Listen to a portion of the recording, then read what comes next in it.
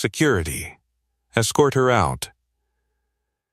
We don't run a charity for lost orphans. The CEO's voice cut through the glass-walled boardroom like a blade. The quiet maintenance girl stood near the doorway, holding a worn toolkit against her chest while dozens of executives watched. Polished shoes, tailored suits, and gold cufflinks filled the room with silent judgment. The CEO fired the quiet maintenance girl in front of the entire company. He said she was just an orphan cleaning floors in a building meant for real talent. A few executives chuckled as security guards shifted forward. But she didn't argue. She just glanced at the sealed research wing behind them. Minutes later, alarms would erupt, and suddenly, everyone would need the girl they had just humiliated, because the systems trapping a child inside that lab were designed by someone she knew better than anyone alive.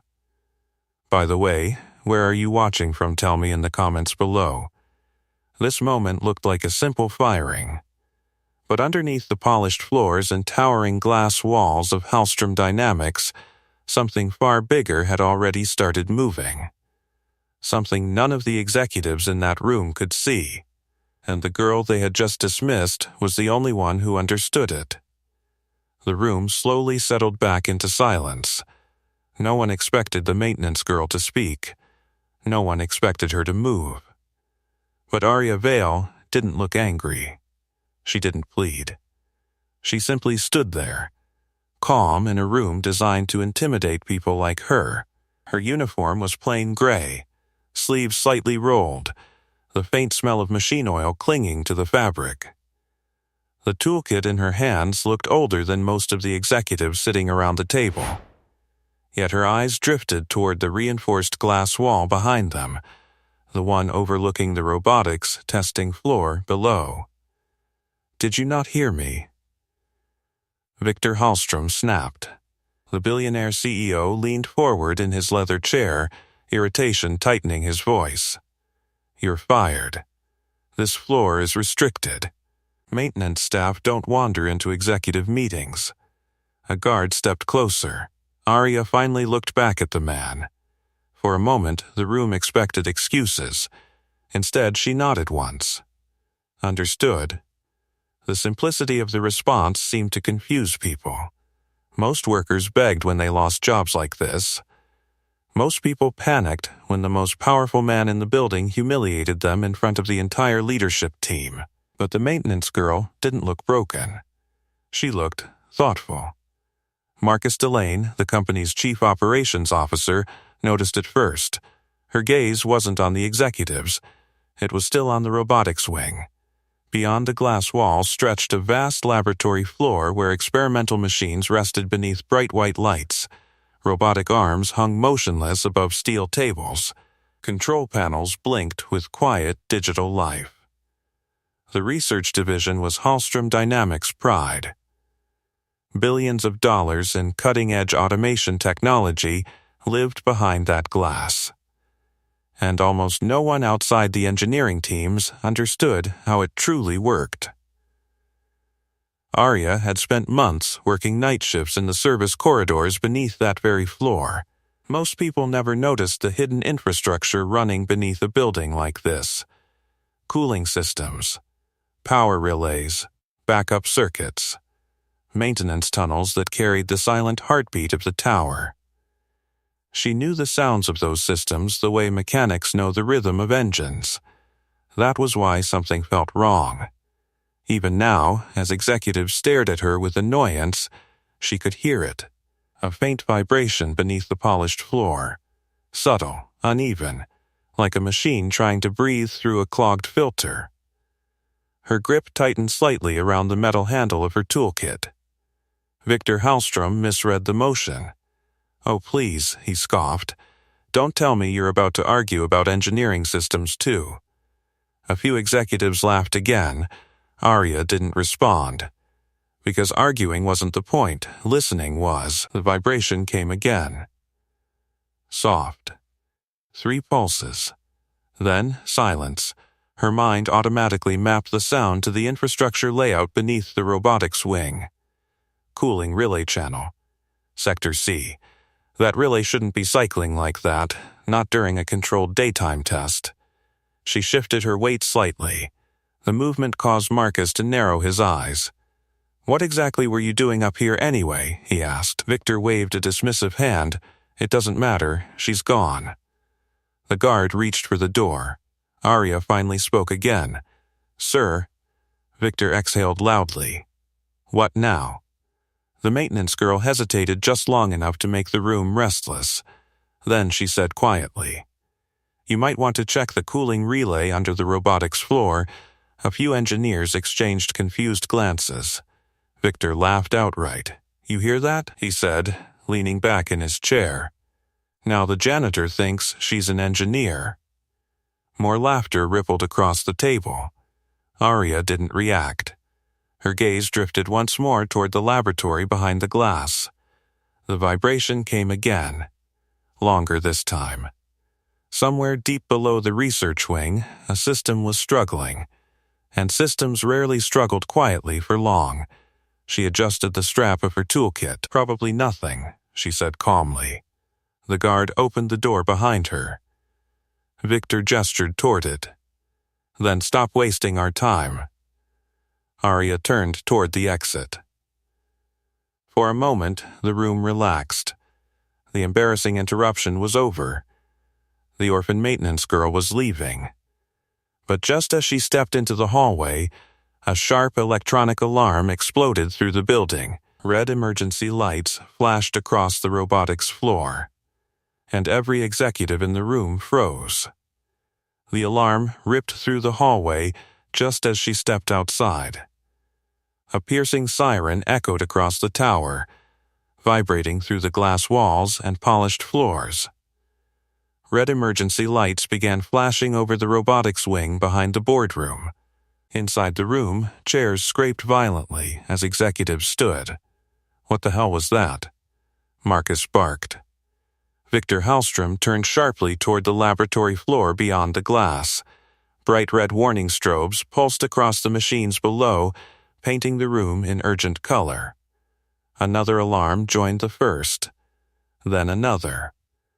Within seconds, the building sounded like a war zone of electronic panic. Engineers along the robotics floor started rushing between consoles. Screens lit up with warning signals. "Control room, report." Victor shouted. His phone vibrated violently in his hand. He answered immediately. "Yes?" The color drained from his face. "What do you mean she's inside?" Silence fell around the boardroom. Every executive watched him. Victor's voice dropped into something tight. "She's not supposed to be in the test chamber. Why would Lena be down there?" A pause. Then his tone hardened. "No, shut the system down." Now, another pause. His jaw clenched. "You're telling me you can't?" Marcus stepped closer. "Victor, what's happening?" The CEO lowered the phone slowly. "My niece," he said. "She's inside Lab Chamber 3, the words hung in the air like a bomb. Below them, the laboratory floor glowed under flashing emergency lights. Through the glass wall, they could see it clearly now. A sealed experimental robotics chamber had activated its lockdown protocols. Heavy reinforced doors had dropped into place. Inside the chamber, a small figure stood near a testing platform. A child. Lena Hallstrom looked tiny in the massive laboratory.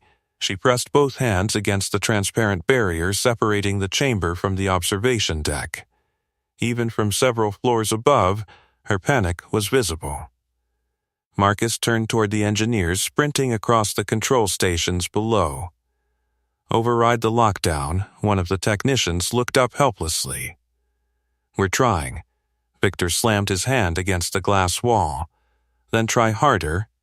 Inside the chamber, robotic arms hung frozen above metal tables while red warning lights pulsed across the room. The system had completely sealed the environment. Oxygen circulation monitors flashed yellow, then orange.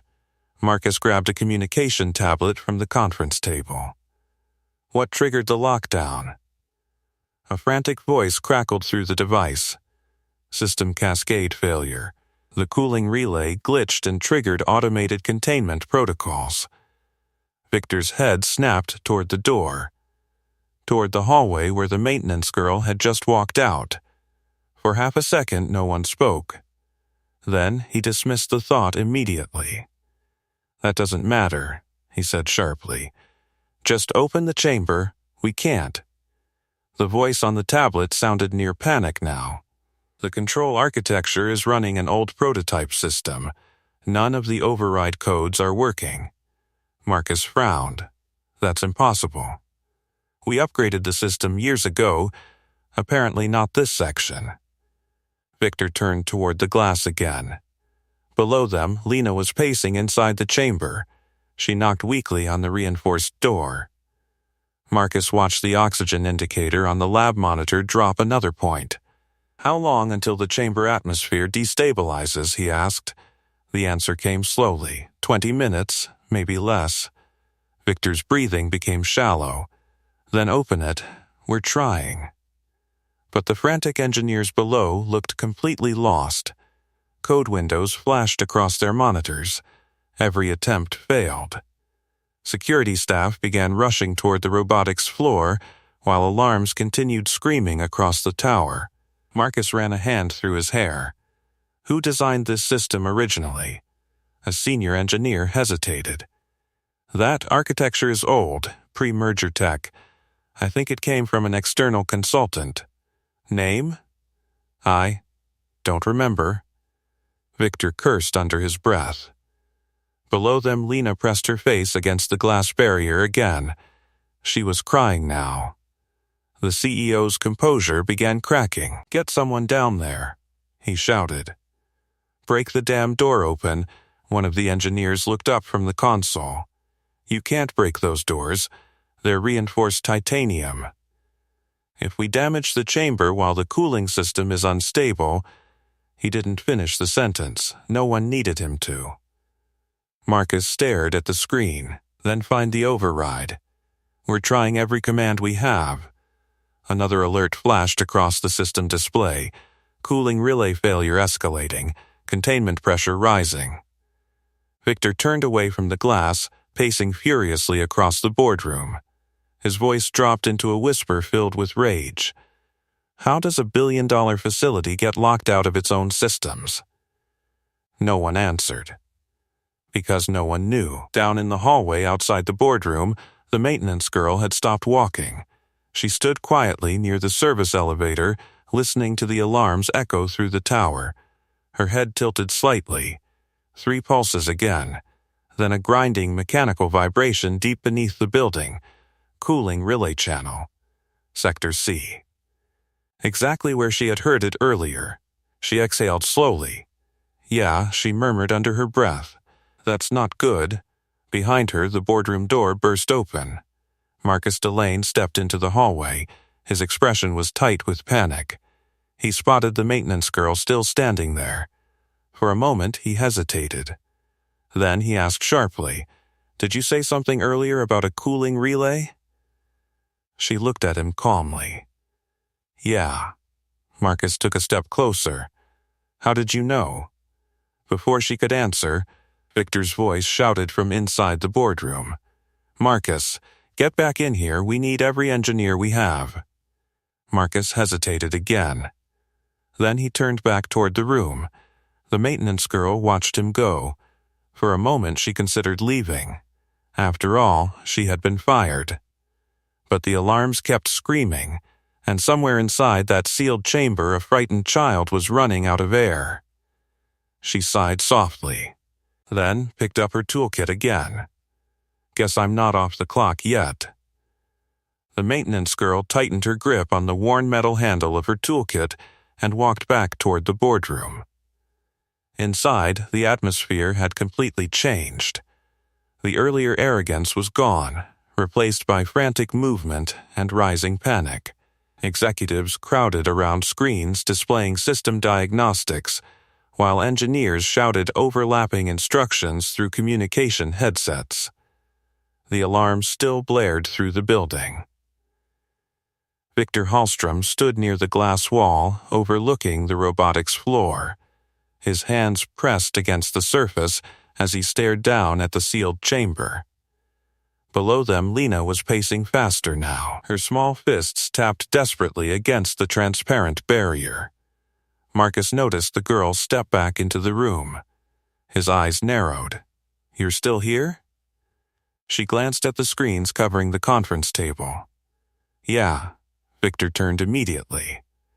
"I thought I fired you. You did. Then leave." She didn't move. Instead, her attention shifted toward the massive display screen mounted on the wall. A system diagnostic window flickered across the interface. Cooling relay cascade failure.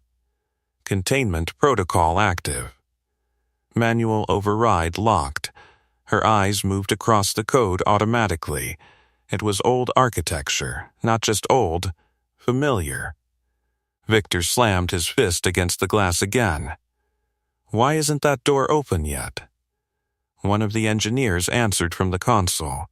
"The system is rejecting every override command." Marcus leaned over the screen. "Try manual root access." "We did." "And?" "Still locked." Victor grabbed the communication tablet. "Listen to me carefully," he said into the device. "If that chamber doesn't open in the next 5 minutes, sir, threats aren't going to rewrite the system." The engineer's voice cracked with stress. Victor lowered the tablet slowly. For the first time since the alarm began, uncertainty crept across the room. The company that built some of the most advanced robotics technology in the world was helpless against its own machines. Behind them, the maintenance girl studied the screen quietly. Lines of code flickered across the display. She leaned slightly closer. Marcus noticed. "Do you understand what you're looking at?" Her voice stayed calm. "Sort of." Victor turned sharply. "Sort of, yeah." He stared at her like she had just insulted the entire engineering department. "You're a maintenance worker," she nodded. "And?" Marcus folded his arms. "You're saying you understand the system architecture?" The girl didn't answer immediately. Her gaze shifted toward the robotics floor below. Red lights flashed across the lab. Inside the chamber, Lena had stopped knocking. Now she simply stood there, breathing quickly, hands pressed against the glass.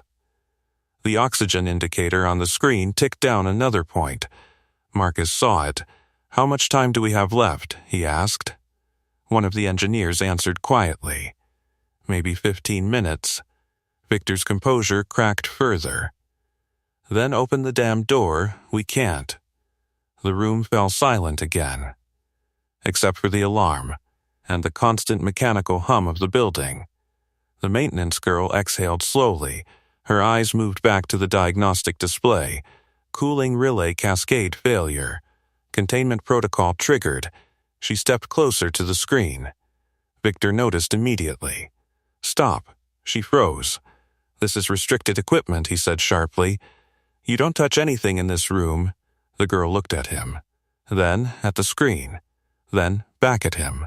"Sir, the system isn't responding because you're sending commands to the wrong control channel." The room went still. Marcus frowned. "What do you mean?" She pointed at the screen. "That override panel is for the upgraded architecture," one of the engineers spoke up. "That's the only control interface." She shook her head slightly. "No." Her finger moved to a smaller system window buried behind the primary interface. "That one is." Marcus leaned closer. "How do you know that?" "Because the containment system isn't running the new structure." She tapped lightly on the display. "It's running the original prototype grid." The engineers stared. Victor scoffed. "That's impossible. We replaced those systems years ago." She shrugged slightly. "Not this section." Marcus's eyes narrowed. "How would you know that?" The maintenance girl hesitated. Then she said quietly, "Because I've seen this system before." Victor crossed his arms. "You've seen it cleaning the floors underneath it, maybe." She ignored the remark. Instead, she focused on the screen again. Her voice softened slightly. "The cooling relay failed first, right?" One of the engineers answered automatically. "Yes, that triggered the containment lockdown, yes," she nodded once. "Then the system is following its emergency cascade sequence." Marcus leaned closer. "Meaning?" Her finger hovered above the console. "If you try forcing the main override, the system will reject it every time." Victor sighed impatiently. "Why?" "Because the safety architecture assumes the chamber environment is unstable." The engineers exchanged looks. She continued calmly. "To unlock the chamber, you have to stabilize the cooling relay first." Marcus blinked. "That relay is underground?" "Yeah. And it's currently offline." She nodded again. "That's why the system is locked." Victor's voice hardened. "So, what exactly are you suggesting?" The girl picked up her toolkit again. "Well?" Her eyes flicked toward the service elevator. "The relay control panel is in the maintenance corridor under the robotics floor." Marcus slowly turned toward her. "You're saying the solution isn't up here?" "No." Victor stared at her. "Then where is it?" The maintenance girl lifted the worn toolkit slightly. "Downstairs." The word lingered in the boardroom like a quiet challenge. For a moment, no one moved. The alarm still screamed through the building.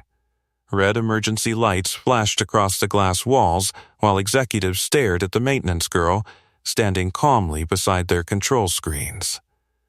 Marcus was the first to speak.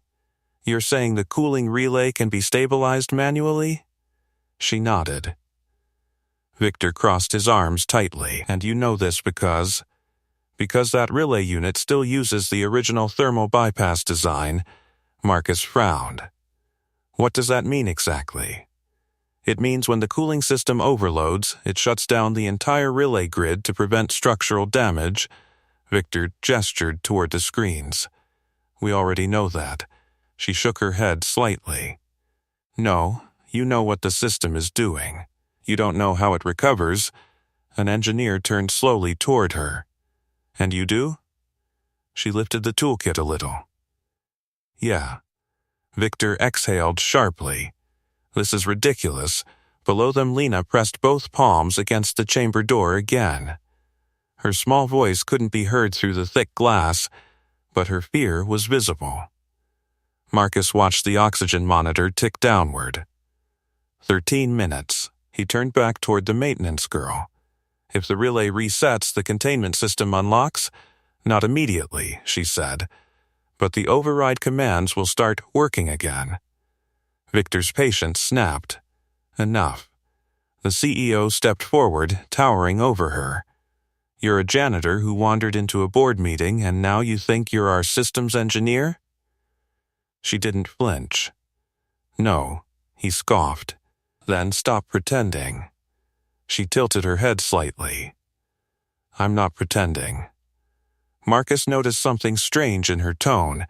It wasn't defensive, it was simply factual. Victor pointed toward the door. "You were fired 10 minutes ago." "Yeah, so leave." She glanced toward the robotics floor again. The oxygen indicator dropped another point. Victor followed her gaze, his jaw tightened.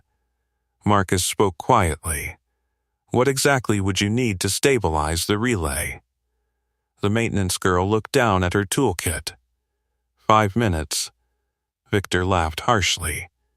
"You expect us to gamble my niece's life on a guess from a maintenance worker?" Marcus turned toward him. "Victor, our engineers have tried everything. They haven't tried smashing the door. That chamber is reinforced titanium." Victor paced toward the glass wall again. Below them, Lena had stopped pacing.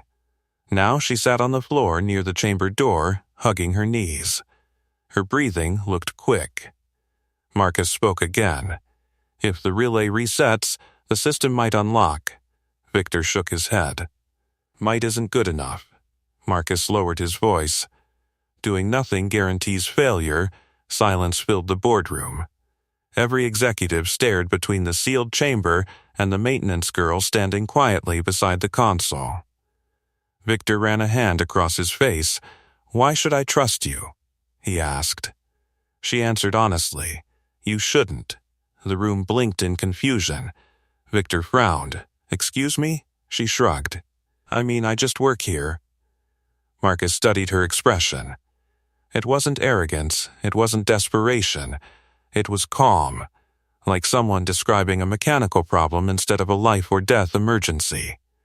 "You really think you can fix it?" Marcus said slowly. She considered the question, then answered carefully. "I think I can reset the relay, and if you can't?" She glanced toward the robotics chamber again, then back at him. "Then nothing changes." Victor looked at the oxygen timer. 11 minutes. His voice dropped into a whisper filled with rage and fear. "If this goes wrong, it already has," she replied gently. Marcus stepped between them. Victor, the CEO, didn't look at him. Marcus continued. "Right now, we're locked out of our own system." Victor remained silent. "Every engineer in this building has tried and failed." Still silence. Marcus gestured toward the girl. "She's the only person offering a different solution." Victor turned slowly toward her. "You understand what happens if you're wrong?" She nodded. "Yeah," he studied her face. "Why would you help us?" That question made the room pause. For the first time, the maintenance girl hesitated. Her eyes drifted toward the chamber again, toward the frightened child inside. Then she answered quietly, "Because she's scared." The simplicity of the response disarmed the room. Victor looked at the chamber, then at the girl. For several long seconds, the billionaire CEO said nothing. Finally, he muttered under his breath, "This is insane." Marcus didn't argue. Victor sighed heavily, then pointed toward the service elevator. 5 minutes. The maintenance girl nodded once. Marcus grabbed a security radio. "I'm going with her." Victor immediately objected. "You're not leaving this room," Marcus gestured toward the monitors. "You need someone downstairs relaying information." Victor hesitated, then waved his hand impatiently. "Fine." Marcus turned toward the girl. "You said the relay is beneath the robotics floor?" "Yeah." "In the maintenance corridors?" Sector C. Marcus picked up the radio. "Security team, clear the service tunnel access under Lab Wing 3, static crackled." "Understood." The maintenance girl walked toward the elevator. Marcus followed quickly. Behind them, the boardroom watched. Victor stood frozen near the glass wall. Down below, Lena remained trapped inside the chamber. The oxygen timer dropped again. 10 minutes. The elevator doors opened. Marcus stepped inside beside the maintenance girl. As the doors slid closed, he finally asked the question that had been bothering him. "How did you know the relay was failing before the alarm started?" She rested the toolkit against her leg, then said simply, "I heard it." The elevator doors slid shut with a metallic thud. For a moment, the only sound inside the small service lift was the distant wail of alarms echoing through the tower. Marcus stared at her. "You heard a cooling relay?" She shrugged slightly. "Machines make patterns. When something breaks, the pattern changes." The elevator dropped quickly through the building. Red emergency lights flickered through the narrow windows of the shaft. Marcus folded his arms. "You're telling me you can diagnose industrial systems by sound alone?" "Not all of them." The lift jolted to a stop. Basement level. The doors opened into a narrow concrete hallway lined with pipes and exposed electrical conduits.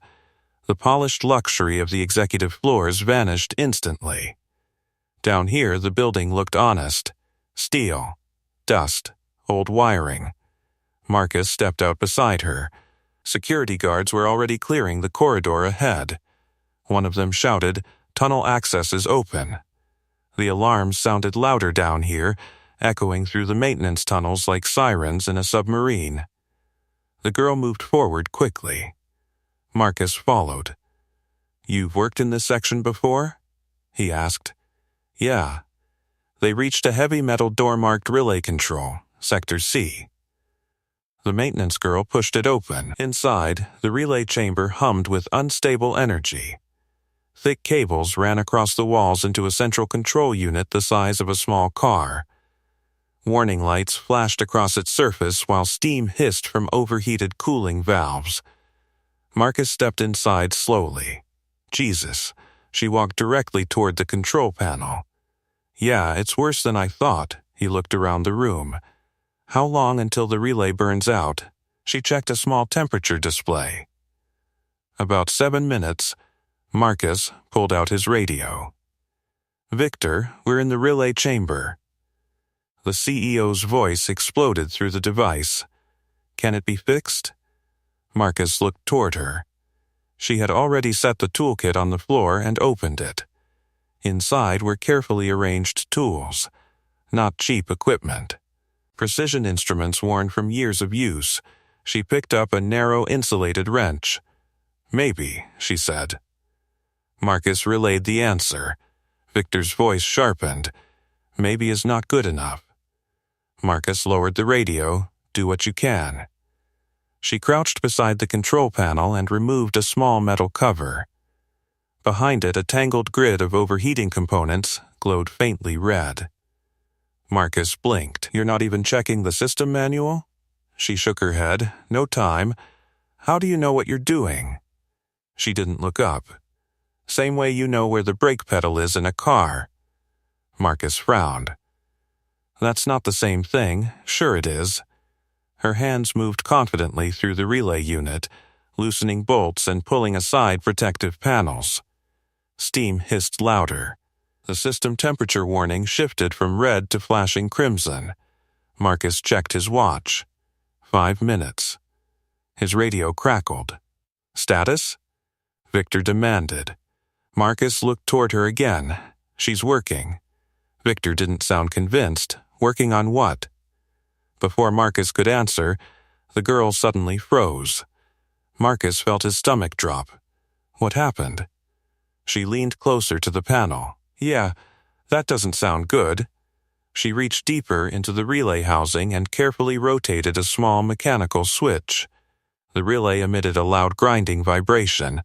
Marcus stepped back instinctively. Is that supposed to happen? Not really. His pulse spiked. Then why are you smiling? She didn't answer immediately.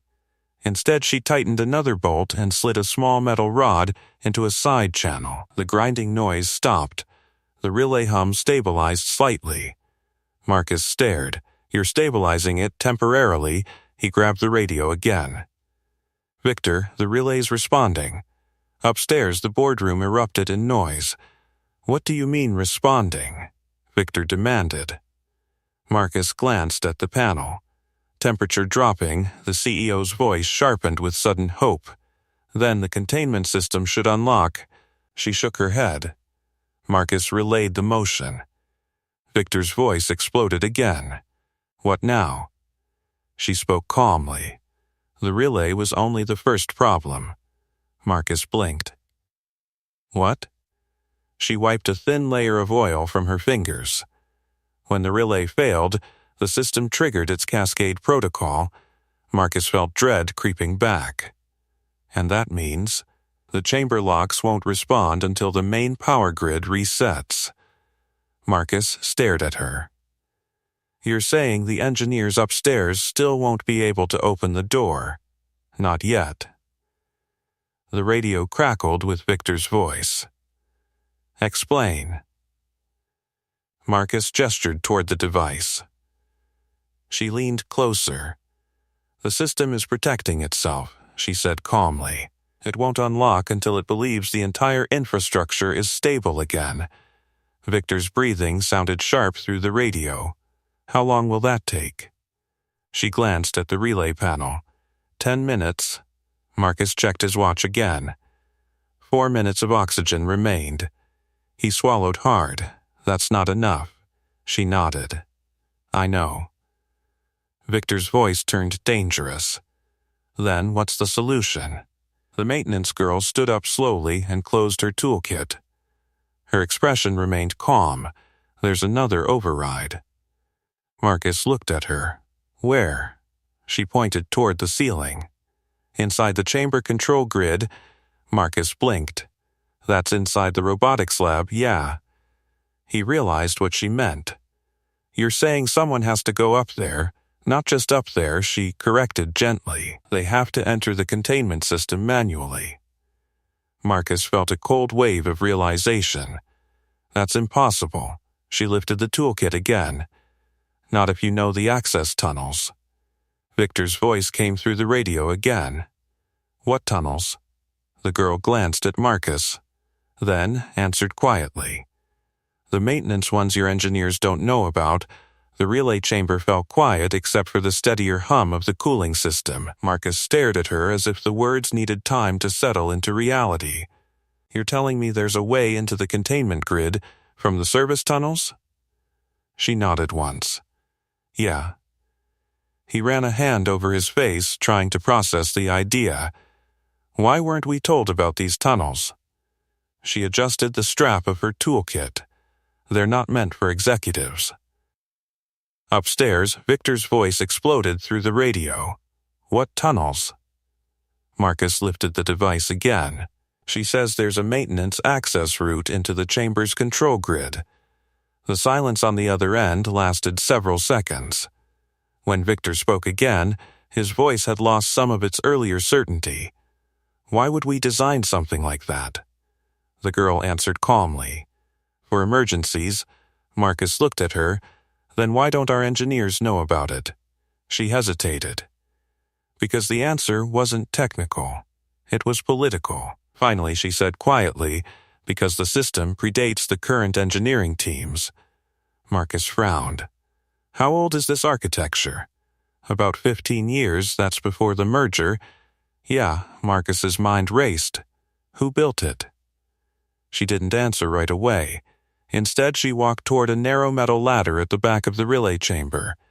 It led upward into a cramped access shaft. Marcus watched her grab the first rung. Hold on. She paused. Victor needs details before we send someone crawling through maintenance tunnels. She glanced down. There isn't time for a meeting. Marcus looked at the radio again. Victor was breathing heavily on the other end. Explain the access route, the CEO demanded. The girl spoke calmly while studying the shaft. There's a vertical service channel connecting this relay chamber to the robotics lab's control grid. Marcus repeated the explanation. Victor responded immediately. And it leads directly into the containment chamber? No. Marcus relayed the correction. It connects to the manual override node. Victor sounded confused. Manual override node? The girl leaned back down the ladder slightly. The chamber has a physical unlock switch built into the infrastructure. Marcus blinked. You mean an actual switch? Yeah. Victor's voice sharpened. Why wasn't that part of the control system? She shrugged. Redundancy. Marcus almost laughed. You built $1 billion robotics lab with a hidden-off switch? She corrected him gently. I didn't build it. That sentence hung in the air longer than expected. Marcus tilted his head slightly. You seem pretty familiar with the design. She climbed 2 more rungs. I've seen the schematics. Where? Another pause. Finally, she answered. My dad showed them to me. Marcus looked up at her. Your father worked here? She nodded. Years ago. What was his job? She continued climbing. Consulting engineer. The answer hit Marcus like a missing puzzle piece sliding into place. He turned slowly toward the relay panel behind them. Wait, she stopped again. You said the system architecture was about 15 years old. Yeah, and your father helped design it? Part of it, Marcus felt something shift in his understanding. What was his name? She climbed another step. Elias Vale. Marcus froze. The name echoed faintly in his memory. He had seen it somewhere before. Some old engineering report. A technical proposal, something about early robotics safety infrastructure. Elias Vale, he murmured. Upstairs, Victor heard the name through the radio.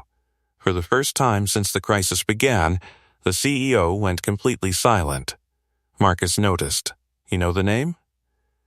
Victor didn't answer immediately. When he finally spoke, his voice sounded strangely distant. He was one of the original architects of the robotics containment systems. Marcus looked back up the ladder. The girl had almost reached the top of the shaft. You're his daughter. She shrugged again. Yeah. Marcus laughed softly in disbelief. We've got an entire engineering department upstairs, and the person who understands the system best is a maintenance worker. She didn't correct him. Because technically, he was right. She was a maintenance worker. That was the job she had now. Marcus lifted the radio again. Victor, the manual override is real. How far away is it? The CEO asked. Marcus looked upward. The girl had reached the hatch leading toward the robotics floor infrastructure, about 20 feet above the relay chamber, and then Marcus hesitated. He glanced at the oxygen timer displayed on the relay monitor.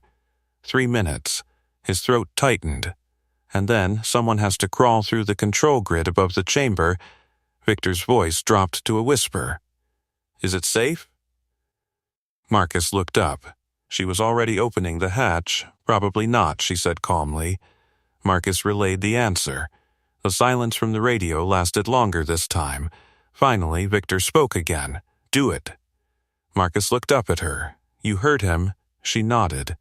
Then disappeared into the shaft above. Marcus stepped closer to the ladder. Wait. Her head appeared again through the opening. What? He hesitated. Why are you doing this? She looked at him like the question was obvious. Then she said quietly, because someone has to. Her voice faded upward as she pulled herself through the hatch.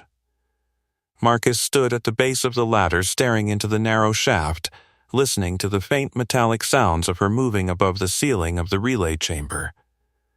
The alarm still echoed through the building. Somewhere far above them, a frightened child was running out of air. Marcus grabbed the ladder and started climbing after her. Hey, wait. Her voice drifted down from the darkness. You don't have to come up here. Marcus kept climbing anyway. Yeah, I do. The shaft was barely wide enough for one person. Pipes and cable bundles ran along the walls, forcing him to twist his shoulders as he climbed. Most executives wouldn't follow a maintenance worker into a crawl space, she said from above. Marcus grunted. Well, most executives didn't just watch their CEO's niece get trapped in a lab. He pushed himself through the hatch and emerged into a cramped maintenance corridor above the robotics floor. The space looked like the inside of a giant machine. Steel beams crossed overhead. Thick bundles of wiring ran across the ceiling. Below them, faint through the metal grating underfoot, the robotics laboratory stretched across the floor. Flashing red lights pulsed upward through the gaps. Marcus crouched beside her. You weren't kidding about hidden tunnels. She stood and started moving quickly through the corridor. Yeah. Most people don't look up. Marcus followed carefully. Where's the manual override node? She pointed ahead. Above the chamber, they moved through the narrow space while the alarms echoed through the structure of the building. Marcus's radio crackled suddenly. Marcus. Victor's voice burst through. Status. Marcus grabbed the device. She's inside the upper control grid. How long? Marcus glanced toward her. She was already kneeling beside a metal service panel. 2 minutes if the path is clear, she said. Marcus repeated the estimate. Victor sounded strained. You have less than that. Marcus didn't ask for clarification. He already knew what that meant. The oxygen timer was nearly finished. She opened the service panel and pulled aside a small protective grate. Beyond it, The infrastructure above the robotics chamber was visible. A dense grid of cables and mechanical supports formed a narrow crawl space directly above the sealed laboratory. Marcus leaned closer. Through the metal framework, he could see the chamber below. Lena was lying on the floor now, not moving much. His chest tightened. How do we reach the override? She pointed downward through the grid. There. Marcus squinted. Hidden within the structure was a small mechanical box mounted along the chamber's control column. That tiny thing? Yeah, and that's the switch? Inside it, Marcus looked at the distance between them and the node. The grid between them was thin, fragile, and clearly not meant to support human weight. You can't walk across that, she shook her head. No, Marcus frowned. Then, how do you reach it? She lifted a small cable hook from her toolkit. Like this. Before he could respond, she attached the hook to one of the steel support beams above them. Marcus's eyes widened. Wait. But she was already lowering herself carefully into the grid. Her boots found narrow support bars barely wider than a finger. Marcus felt his pulse spike. That structure isn't designed for people. Yeah, she said calmly. I noticed. The metal creaked softly as she shifted her weight. Marcus leaned over the opening, gripping the edge of the panel. Be careful. She moved slowly through the framework. Each step precise, each movement deliberate. Below her, the robotics chamber glowed under emergency lights. Lena lay motionless near the sealed door. Marcus checked the time. Less than a minute. His radio crackled again. Marcus. Victor's voice trembled now. Talk to me. Marcus forced himself to answer. She's reaching the override node. Is it working? Marcus looked down. She was still climbing through the grid. Almost. Victor's voice dropped into something quieter. Tell her to hurry. Marcus swallowed. She's moving as fast as she can. The girl finally reached the control column. She hooked one arm around the support beam and reached toward the small metal box. Her fingers slipped slightly on the polished surface. Marcus held his breath. Easy. She steadied herself and pulled the box open. Inside, a single mechanical switch waited. Marcus exhaled. That's it? Yeah. Victor's voice burst through the radio again. Flip it. She paused. Marcus noticed. What's wrong? She studied the wiring inside the box. The relay reset didn't fully stabilize the system. Marcus felt dread creeping in again. What does that mean? If I flip the switch now, the chamber will unlock. That's the goal. Yeah. She glanced down toward the floor. But the power surge might overload the robotics grid. Marcus blinked.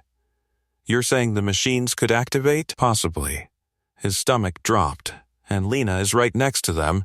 She nodded slowly. Marcus grabbed the radio. Victor, there's a complication. The radio crackled with heavy static before the CEO's voice came through again. What complication? Marcus kept his eyes locked on the fragile grid beneath them, where the girl clung to the support beam above the chamber. If she flips the switch right now, Marcus said slowly, the chamber unlocks, but the power surge could trigger the robotics system. For a moment, Victor said nothing. Below them, the machine stood frozen under emergency lights, industrial robotic arms designed to move with crushing force during automated tests. If those arms activated while Lena was lying on the floor, Marcus pushed the thought away. Victor's voice returned, tight and strained. How high is the risk? Marcus glanced down at her. She answered quietly. 50. Marcus relayed the number. The silence on the radio lasted several seconds. When Victor spoke again, the arrogance was gone. Is there another option? She studied the wiring inside the small control box again. There might be. Marcus leaned forward. What? if I can reroute the power flow through the relay grid first. Marcus blinked. That's possible from here? Yeah. She pointed toward a narrow cable cluster running along the chamber's support column. But I have to disconnect the surge line manually. Marcus followed her gaze. The cable was several feet away from her current position. Between them stretched the weakest part of the support grid. Metal bars no wider than pencils. Marcus shook his head. That structure won't hold you. She glanced at the distance. I know, then how do you reach it? She reached into the toolkit hanging from her belt and pulled out a small insulated clamp. Marcus recognized the device. Electrical bypass tool? She nodded. I can hook the clamp to the surge cable and redirect the power through the relay circuit. Marcus frowned. That sounds extremely dangerous, yeah. His radio crackled again. Marcus, Victor said quietly, tell me what's happening. Marcus explained the plan. Victor didn't respond immediately. When he finally spoke, his voice carried something unfamiliar. Fear. If she does that, will Lena be safe? Marcus looked down again. The girl balanced carefully on the thin framework while studying the cable route. If it works, Marcus said. And if it doesn't? Marcus hesitated. She answered for him. The grid might overload. Victor understood instantly. That means the chamber systems activate. Yeah. Marcus heard Victor exhale heavily through the radio. For a moment, the powerful CEO sounded like nothing more than a worried uncle. How long until the oxygen runs out? Marcus checked the relay monitor display on his phone. 30 seconds. He looked back down at her. We're out of time. The girl shifted her weight slightly and tested the nearest support bar with her boot. The metal creaked softly. Marcus felt sweat run down the back of his neck. Are you sure about this?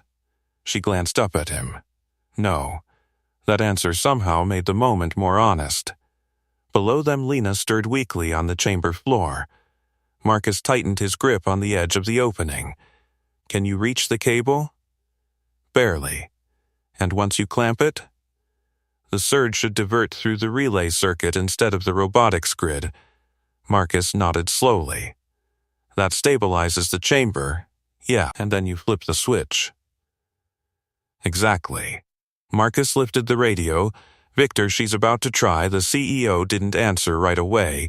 When he finally spoke, his voice had become very quiet. Tell her, thank you. Marcus relayed the message. She didn't say anything back. Instead, she carefully stepped onto the next support bar. The metal flexed under her weight. Marcus held his breath.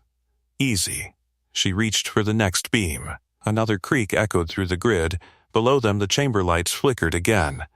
Marcus glanced at Lena. The child wasn't moving anymore. His chest tightened. Hurry. The girl reached the cable cluster and steadied herself against the chamber column. She clipped the insulated clamp around the thick surge cable. For a moment, nothing happened. Then the relay monitor on Marcus's phone blinked. Power flow rerouting. Temperature stabilizing. Marcus exhaled in disbelief. You did it. She checked the cable connection once more. Not yet. Marcus frowned. What do you mean? She pointed toward the switch inside the control box.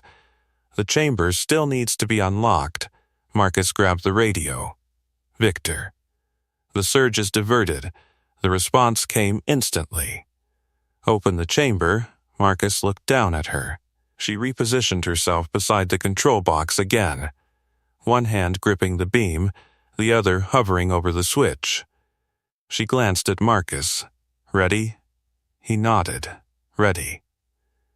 Before we see what happens when she flips that switch, hit subscribe so you don't miss the moment everything changes. She took a breath, then reached for the lever. Her fingers wrapped around the small metal lever.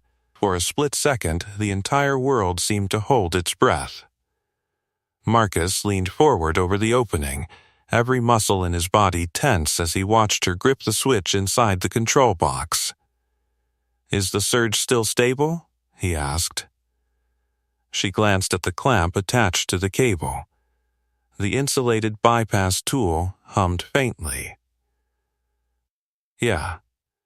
Marcus raised the radio again. "Victor, she's about to do it." Static crackled across the line before the CEO answered. "Open the chamber." His voice sounded different now. Not commanding. Pleading. Below them, Lena remained curled on the laboratory floor beside the sealed door.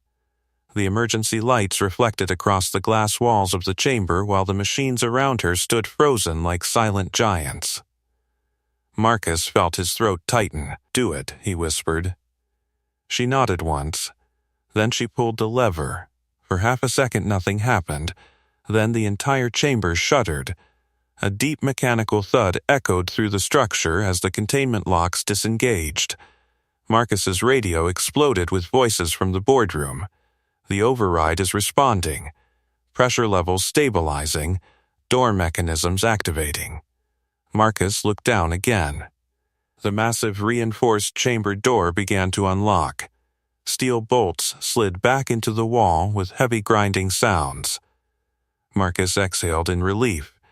It's working, but the moment of celebration lasted only a second, because the robotics grid suddenly flickered.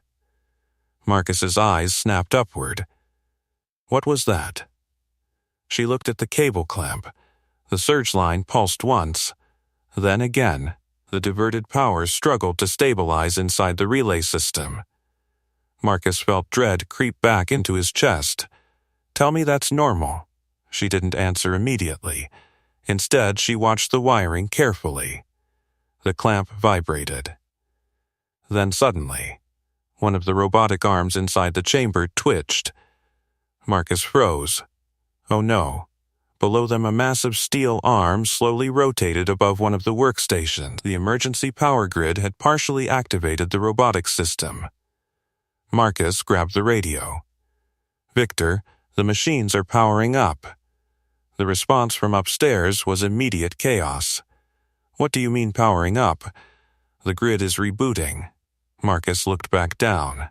The chamber door was halfway open now. But Lena was lying directly beneath one of the robotic arms. If the system fully restarted, Marcus swallowed hard. "Can you stop it?" he asked her. She quickly checked the cable again, the relays still stabilizing. Another robotic arm jerked slightly as power pulsed through the system. Marcus felt his pulse spike. How long? 30 seconds, Marcus almost laughed. "We don't have 30 seconds. Below them, the chamber door continued grinding open. But Lena wasn't moving. Marcus leaned farther over the opening. "Lena," he shouted instinctively. Of course she couldn't hear him through the thick chamber glass. The robotic arm above her shifted again, slow, heavy. Marcus's voice dropped into panic. "Arya, we need that system stable now." She was already adjusting the clamp. The surge cable buzzed louder. "Come on," she murmured. The relay monitor on Marcus's phone flickered, power levels fluctuating. Another robotic unit twitched. Marcus looked back down. The chamber door was finally fully open, but Lena still hadn't moved. "Victor," Marcus shouted into the radio. "The door's open. Get her out." Victor yelled back. Marcus looked helplessly toward the floor, where above the chamber someone has to reach her. Security teams were already sprinting across the laboratory floor toward the door, but they were still too far away, and the robotic arms were beginning to move faster. Marcus looked at her again. Can the clamp hold? Almost. The cable sparked faintly. The surge pressure surged once more. Then suddenly, the relay monitors stabilized. Power flow rerouted successfully. The robotic arms froze mid-motion. Marcus stared at the screen. "You did it." She quickly checked the connection again. Yeah. Below them, the machines went silent again.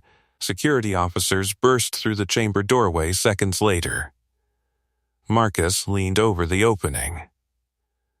"Over here." he shouted. The guards spotted Lena immediately. One of them scooped the child into his arms, while another shielded her from the surrounding equipment. Marcus collapsed back against the metal beam with a long breath. "She's safe," the radio crackled. Victor's voice came through, shaky. "Marcus, is she okay?" Marcus looked down as the guards carried Lena out of the chamber. "Yeah," Victor exhaled loudly. For a moment, the only sound in the tunnel was the fading echo of alarms. Marcus finally looked back toward the girl balancing on the grid.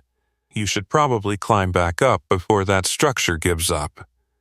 She carefully secured the clamp and moved back toward the service panel. The metal creaked softly again as she stepped across the beams. Marcus extended a hand when she reached the opening. She grabbed it and pulled herself up beside him.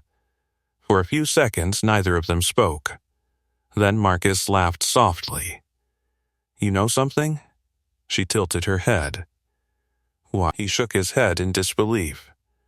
The CEO fired the only person in this building who knew how to save his niece. Marcus let the sentence hang there as the alarms across the tower slowly began to quiet. For the first time since the crisis began, the building felt like it was breathing again. Below them, security teams were already rushing Lena toward the medical station near the robotics lab entrance. Engineers flooded the chamber to shut down the remaining systems while emergency lights flickered back to normal. Marcus leaned back against the metal beam and looked at the girl beside him. "You just saved this entire building," he said.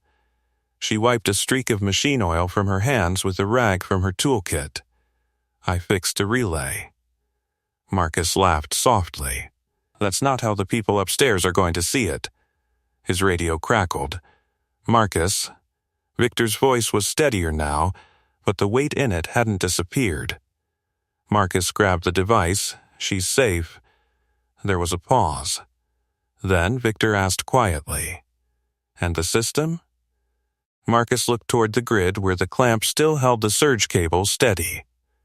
"Stable." Another long silence. Finally, Victor said something no one in that company had probably heard him say before. "Bring her upstairs." Marcus glanced toward the girl. "Victor wants to see you." She shrugged slightly. "Okay." They crawled back through the service corridor and climbed down the ladder into the relay chamber again. The system was humming steadily now. Steam had stopped leaking from the cooling valves.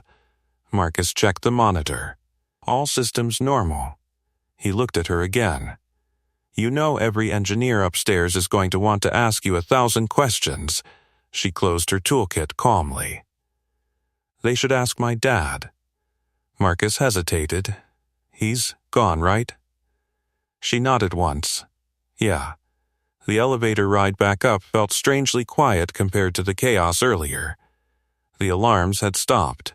The emergency lights were fading. When the doors opened on the executive floor, the boardroom was already full. Executives. Engineers. Security. Everyone had gathered around the glass wall overlooking the robotics lab. When Marcus and the maintenance girl stepped into the room, dozens of heads turned. The entire company had watched the rescue unfold through security cameras. And now they were seeing the person responsible. Victor Hallstrom stood near the window. His jacket was off. His tie hung loose around his collar. The powerful CEO who had humiliated her less than an hour ago looked different, more human. He stepped toward them slowly. For a moment, no one spoke. Then Victor looked directly at the girl. "You saved my niece." She shifted the toolkit in her hand. "She's okay?" Victor nodded. "The doctors say she'll be fine." Relief flickered briefly across her face. Marcus noticed. Victor studied her quietly. "I owe you an apology." The words surprised the entire room. Victor Hallstrom did not apologize to people, especially not maintenance workers. But he continued anyway. "I fired you today," he said, "in front of my entire company." She didn't respond. You warned us about the relay before the alarms even started. Marcus watched the executives exchange glances. Victor exhaled slowly. And you came back anyway. She tilted her head slightly. There was a kid trapped in a lab, Victor nodded. Yes. He looked around the room at the stunned engineers and executives watching. Does anyone here know who designed the original containment system in Lab Wing 3? No one answered. Finally, one of the senior engineers spoke.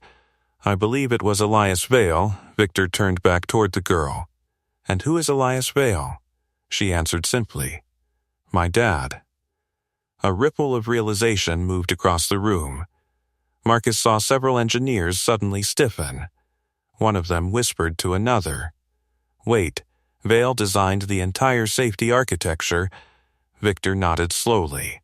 Yes, he turned toward the stunned executives around the room. The system that saved Lena today exists because of Elias Vale. The room fell silent. Victor looked back at the girl standing in the center of the boardroom with her worn toolkit. And apparently, he said quietly, his daughter understood it better than all of us. For the first time since the meeting began earlier that day, the balance of power in the room had completely shifted. Not because she demanded it, not because she proved it with words, but because everyone in that building had just watched what happened when the person they ignored was the only one who knew how to fix the problem. The boardroom stayed silent long after Victor finished speaking. Executives who had laughed earlier now stood stiffly around the table, their attention fixed on the quiet girl holding a worn toolkit. The shift in the room was impossible to ignore. An hour ago she had been invisible. Now every engineer in Hallstrom Dynamics was staring at her like she was the missing page in a manual they'd been trying to read for years. One of the senior engineers stepped forward. You said your father showed you the system's schematics. She nodded. He used to bring them home. The man blinked. You studied them? Sometimes. Marcus rubbed the back of his neck, still trying to process it all. Sometimes, he repeated softly. Victor watched the exchange carefully. His gaze moved from the girl to the executives around the table. You heard her earlier, he said. She warned us about the cooling relay before the alarms even started. The room grew uncomfortable. Because that part was true. And they had laughed. Marcus spoke up. She didn't just hear the relay, he added. She diagnosed the cascade failure before the engineers upstairs even understood the problem. A murmur spread through the group. Victor slowly walked toward the center of the boardroom. I built this company on the belief that intelligence and innovation could come from anywhere, he said. His voice was steady again. But today, I proved something else. No one interrupted him. Victor looked at the executives who had been laughing earlier. Sometimes the people we overlook understand our systems better than the people running them. Several of the engineers shifted awkwardly. One of them finally spoke. With respect, sir, none of us were trained on the original architecture. Victor turned to him. And yet the maintenance worker was. The engineer had no response. Marcus leaned slightly against the conference table. You might want to see something else, he said. Victor raised an eyebrow. Marcus pulled out his phone and opened the relay monitoring feed. Security cameras had recorded everything that happened in the maintenance tunnels and control grid. The screen displayed the moment she climbed across the fragile infrastructure above the chamber. Several executives leaned closer. Marcus tapped the video forward. The clip showed her attaching the clamp to the surge cable. Another clip showed the moment the override switch released the containment locks. The entire room watched quietly. Victor folded his arms. So while my engineering department searched for software solutions, she physically rerouted the system. Marcus nodded. Old school engineering. One of the younger technicians whispered quietly. That clamp redirect was genius. Another engineer shook his head slowly. I wouldn't have even thought of that. Victor turned back toward her again. You said your father was a consulting engineer. Yeah. He left the company after the merger, she nodded. That's what he said. Victor's expression darkened slightly. I remember the disagreement. Marcus glanced at him. You knew him? Victor sighed. Elias Vale believed the company was focusing too much on profit and not enough on safety infrastructure. Several engineers exchanged glances. Marcus frowned, and he was right. Victor didn't argue. Instead, he looked back at the girl. Your father fought to keep the manual override systems in place. She listened quietly. He said every automated system needed a simple mechanical escape. Marcus nodded slowly. Which is exactly what saved Lena today. Victor looked around the room again. Without that manual switch, the containment protocol would have remained locked. One of the engineers spoke carefully. Sir, that also means our current infrastructure still depends on technology designed by Elias Vale. Victor nodded once. Yes, he turned back to the girl. And apparently his best student. She looked slightly uncomfortable with the attention. I just remembered what he showed me. Marcus chuckled softly. You remembered enough to save a child and prevent a robotics cascade. The room finally allowed a few quiet laughs. Not mocking ones. Respectful ones. Victor walked toward the large glass wall overlooking the robotics lab. Below them, the emergency teams had completely shut down the chamber. Medical staff were guiding Lena and her parents through the corridor toward the elevators. Victor watched silently for a moment. Then he turned back. When I fired you earlier, he said I called you a janitor wandering where you didn't belong. The room listened carefully. That statement was wrong. He stepped closer to her. You didn't wander into the wrong place. He gestured toward the entire building. You understood this place better than the people running it. She didn't respond. Victor extended his hand. I'd like to offer you your job back. Marcus raised an eyebrow slightly. Victor continued. But not the one you had this morning. The room held its breath again. Victor Hallstrom lowered his hand slowly, not in hesitation but in consideration. For once, the billionaire CEO wasn't trying to control the room. He was choosing his words carefully. I don't think a maintenance assistant is the right position for someone who just stabilized a containment cascade and prevented a robotics activation. A few engineers exchanged amused looks. Marcus folded his arms, curious to see where this was going. Victor continued. I'd like to offer you a position inside our engineering division. The proposal echoed quietly through the boardroom. Some of the engineers nodded immediately. Others still looked stunned. But the girl didn't react the way everyone expected. She didn't smile. She didn't rush to accept. Instead, she shifted the toolkit in her hand again and looked toward the glass wall overlooking the robotics lab. Down below, Lena was leaving the floor surrounded by medical staff and security. The child glanced up toward the observation deck. For a brief moment, their eyes met. The girl lifted her hand in a small wave. Lena smiled weakly. Only then did she turn back toward the CEO. I appreciate the offer, she said calmly. Victor waited. But I'm not an engineer. Several engineers in the room almost laughed. Marcus spoke first. You absolutely are. She shook her head slightly. My dad was the engineer. Victor studied her expression. And he taught you. Some things. Marcus leaned against the table. You crawled through a containment grid, rerouted a power surge, and manually unlocked a robotics chamber. He pointed toward the lab below. That's engineering. The room murmured agreement. But she still looked uncertain. Victor seemed to understand why. Your father left this company because he believed we were forgetting what engineering is supposed to protect, he said quietly. She listened. He believed systems should protect people first. Marcus nodded slowly. That manual override switch proved he was right. Victor looked at the toolkit in her hands. The tools you used today were probably his. She glanced down at them. The metal edges were worn smooth from years of work. Yeah. Victor folded his arms. Then, maybe the best way to honor him is to keep doing what he taught you. The room went quiet again, not because they were waiting for a dramatic answer, but because everyone there had already seen what she was capable of.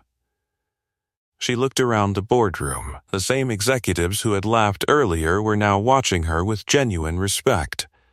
The same engineers who had dismissed the problem were now studying her like a colleague. Marcus gave a small shrug.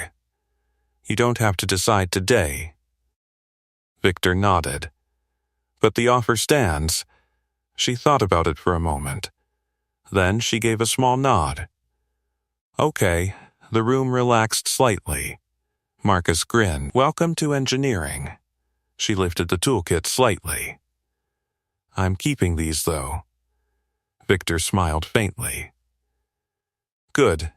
He turned toward the executives around the table. I think we all learned something today. One of the younger engineers spoke up that sometimes the person fixing the floor understands the building better than the people running it. Marcus laughed. Exactly. Victor walked back toward the glass wall one last time. The robotics lab below was calm again. The machines were silent. The emergency lights were gone. The crisis had passed. But the lesson remained. Because earlier that morning, a powerful CEO had fired a quiet orphan girl in front of everyone. And by the end of the day, that same girl had saved the life of the person he loved most. Not with authority, not with status, but with knowledge that no one had bothered to notice. Sometimes the people standing quietly in the background are the ones holding everything together.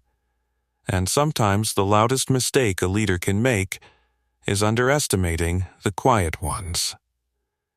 Now tell me something. What title should our next story be?